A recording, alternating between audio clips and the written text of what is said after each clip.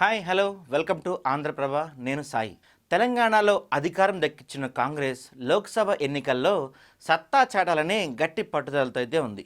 BRS BJP గట్టి ప్రయత్నాలు చేస్తున్న వేళ అభ్యర్థుల ఎంపిక నుంచి ప్రచారం వరకు ప్రతి విషయంలో హస్తం పార్టీ పెద్దలు జాగ్రత్తలు తీసుకుంటూనే ఉన్నారు.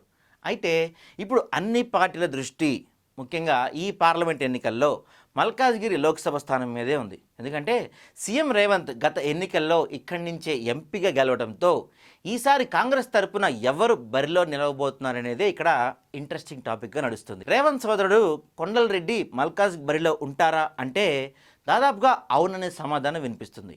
లోక్సభ ఎన్నికల్లో పోటీ చేయాలనుకుంటున్న ఆశావాహుల నుంచి కాంగ్రెస్ దరఖాస్తులు అయితే ఆహ్వానించింది.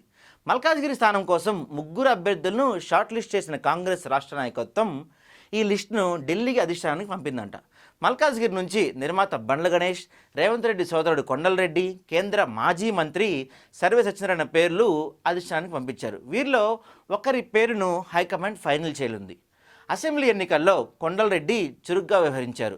రేవంత్ రెడ్డి కొడంగల్తో పాటు కామారెడ్డి నుంచి పోటీ చేయగా కామారెడ్డిలో రేవంత్ తరపున అన్నీ తానే చూసుకున్నారు కొండలరెడ్డి. దీంతో రేవంత్ రెడ్డి మల్కాజ్గిరి టికెట్ తన తమ్ముడికి ఇప్పించుకుంటారా? ఒకవేళ అదే జరిగితే మిగతా నేతల రియాక్షన్ ఏంటి అన్నది ఇప్పుడు ఆసక్తికరంగా మారింది. మల్కాజ్గిరి మీద చాలామంది ఆశలు పెడుతున్నారు. కుటుంబానికి ఒకటే టికెట్ అని కాంగ్రెస్ అధిష్టానం అప్పట్లో తేల్చి చెప్పింది. మరి ఇప్పుడు రేవంత్ ఈ విషయంలో ఆ నిబంధనలు పాటిస్తారా అనే సందేహాలు కూడా వ్యక్తం అవుతున్నాయి.